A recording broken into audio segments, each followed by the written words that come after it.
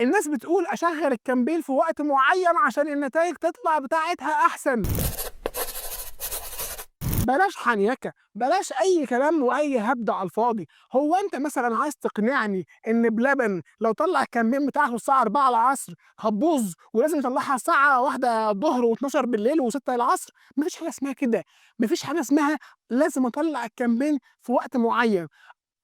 يُفضّل إن أنت تطلّع campaigns في بداية اليوم، لكن ده مش معناه إن أنت لو طلعت في نُص اليوم الدنيا هتبوظ، لإن كمان في بقى يعني مستويات عالية من الحنكة.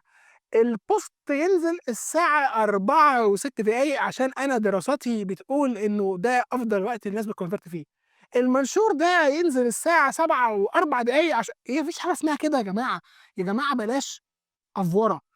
الحاجة البياعة بياعة لو نزلت الساعة 4 والحاجة اللي مش بياعة مش بياعة لو نزلت في عز الذروة أو في عز ما الناس كلها فاتحة السوشيال ميديا. فاهتم أكتر بالcreatives، اهتم أكتر بالad copy، اهتم أكتر بال بالأنجل اللي بيتكلم بيها العميل، لكن ما تركزش أوي أصل أنا هابدأ الكامبين إمتى وهانزل البوست إمتى وهاعمل إيه مش عارف إمتى. طيب بعدين أصلًا كل منتج بينده المشتري بتاعه، المنتج بيبقى بياع لوحده.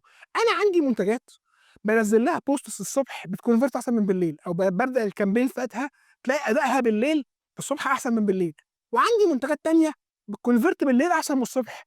طب إيه العلاقة؟ ما فيش. طب ليه يبقى في تعميم؟ ما فيش تعميم، في حاجات ممكن تبدأ الصبح تبقى أحسن، يعني الcampaigns اللي هي بتconvert معايا الصبح دي، لو أنا بدأتها الساعة 16:00، 17:00 هيبقى أول نُص يوم ضارب في وشّي، لإن أنا عارف إن الcampaign دي بتخيّش أكتر بالليل، والcampaign اللي بتconvert أكتر الصبح دي لو بدأتها 12:00 اللي هو بداية الصبح خالص، على ما الناس تبدأ تصحى 5:00 6:00 تبدأ تconvert معايا، هتلاقي من بدايتها النتايج حلوة. يبقى إيه الفرق؟ ما فيش فرق، الفرق إن ما فيش تعميم. فضبّط creative، ضبّط angle، ضبّط ad copy، هو ده أهم 100 مرّة، واعرف المنتج بتاعك بياع إمتى وزبونه موجود إمتى.